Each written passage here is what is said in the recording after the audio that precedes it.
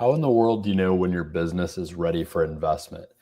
I usually do this show with my co-host Ryan, but today he's out sick. So I just wanted to come on and do a little bit of a rant on this because it's been something that's been fresh on my mind lately. The concept of knowing whether or not your business is ready to take on investment is a really hard thing to figure out. But I've had a couple situations that I've seen recently that really warrant this. And I think maybe you in the audience, if you are going through something similar, maybe you can relate to this. Maybe your business is in a similar place.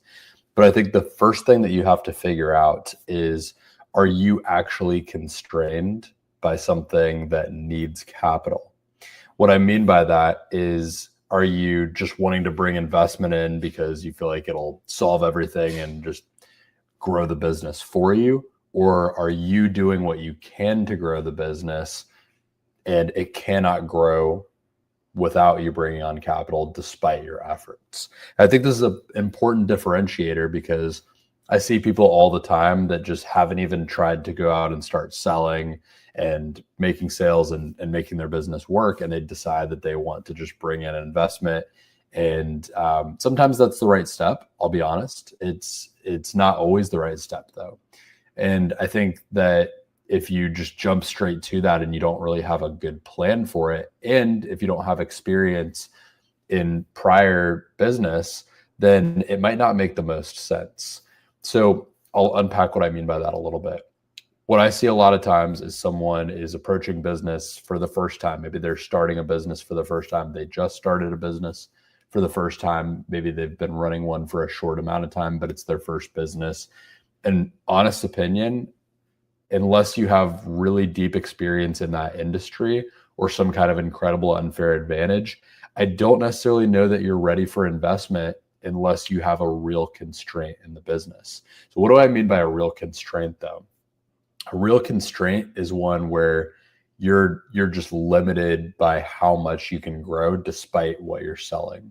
And this happens in a couple different types of businesses, two different types that I'm involved in right now. So I have a holding in a HVAC cleaning business that is mostly commercial work.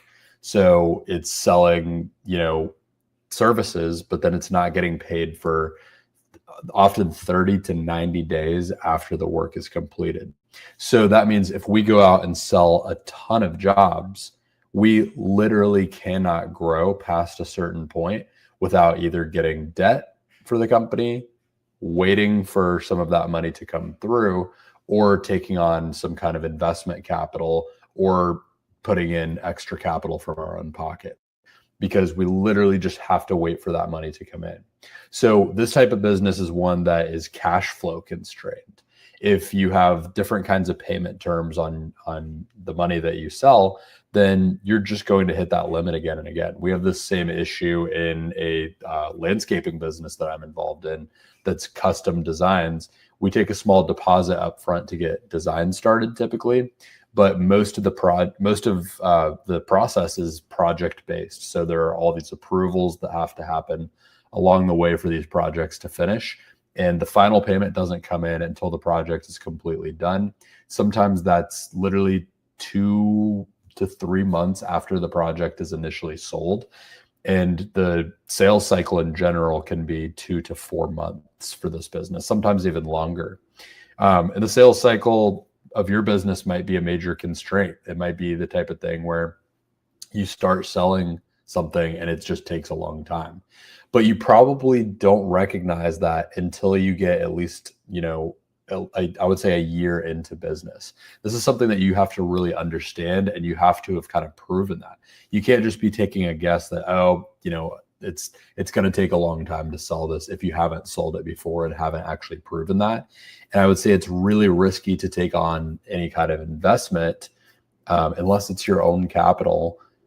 It's really risky to take on someone else's money if you haven't proven what this sales cycle looks like and you're just taking a guess. So just something to consider if this is your first business or if you're early on in this business.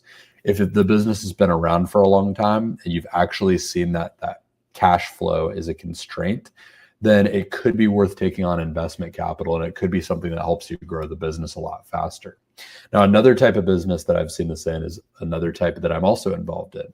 I have a dumpster rental business here in Central Florida that has a totally different kind of constraint that also involves capital. So this is a business where we're literally renting out equipment. And that equipment, depending on what types of people it's getting rented out to, whether it's contractors we're renting it out to, whether it's big construction companies, roofers, whether it's residential customers, grocery stores, there's lots of different types of individuals that we rent these dumpsters out to. And transparently, the ones that work with us more regularly just get better pricing. But that also means that those dumpsters, we're kind of trading off more reliability for lower prices that they have to pay.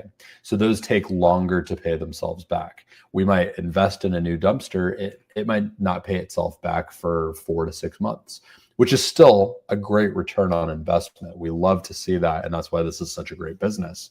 Others pay themselves back in as soon as 1 or 2 months, depending on who we're renting them out to. So it all depends. But the problem is that time that it takes to pay the equipment back, we want to grow the business at the same time. So we have to invest money into buying new dumpsters, sometimes before they've paid themselves back. And certainly at the beginning of the business, we had to purchase all these assets that had not yet paid themselves back. So that's a type of business where we're legitimately constrained on how fast we can grow by capital, by being able to invest in new equipment. And we've even found some ways around this. We have some great relationships with other companies that legitimately let us borrow dumpsters to use. And that's amazing. And it works out really well for us. But to a certain degree, we just can't rent out as many dumpsters as we'd like to until we invest more capital into this. And we've invested capital a couple of times at the beginning of it. So this is one where the constraint is just the assets. I think this also exists in businesses where you have to order a large amount of them, product-based businesses, where you have to make large orders to then sell them. So you're constrained by how big of an investment you can make in having inventory on hand. Unless it's something where you're able to just sell it and have it drop shipped over, you might have to carry a lot of inventory on hand before you sell it. So you are legitimately constrained by maybe not being able to make as big of an order as you want to make to go sell as much as you want to sell. So this is another case where you might just have to bring investment capital in. The big point that I wanted to make on this video is that you might be wondering whether it's the right thing for you to do to take investment in your business, to ask for someone else's money, or to find some other type of investment. Maybe you're thinking about getting a loan of some kind, maybe an SBA loan to reinvest in your business. Maybe you're just thinking about reinvesting more of your own capital into your business and trying to decide, is that the right thing for the business, or should I just keep trying to sell and grow? And I think some of these questions are ones that you should ask yourself. And it's a good thing that you're taking this seriously, that you're not just deciding to do this and that you're trying to figure this out. But you should think through these things. Is your business, have you found a legitimate constraint in your business that involves capital? And if you have, then have you tried to sell yourself out of it? And if you have tried to do that and there's still a constraint on the business, whether it's the sales cycle, the receivables cycle, whether it's asset-based, like I talked about, inventory-based, if there is a legitimate cash constraint there that needs to be solved by more capital coming up front before you can collect on the sales, then that's a real reason to bring investment into your business, in my opinion.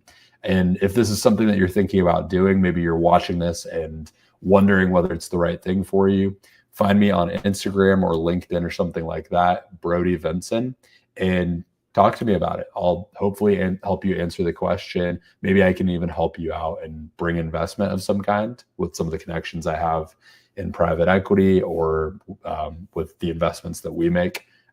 We focus on construction and home service businesses primarily in Central Florida.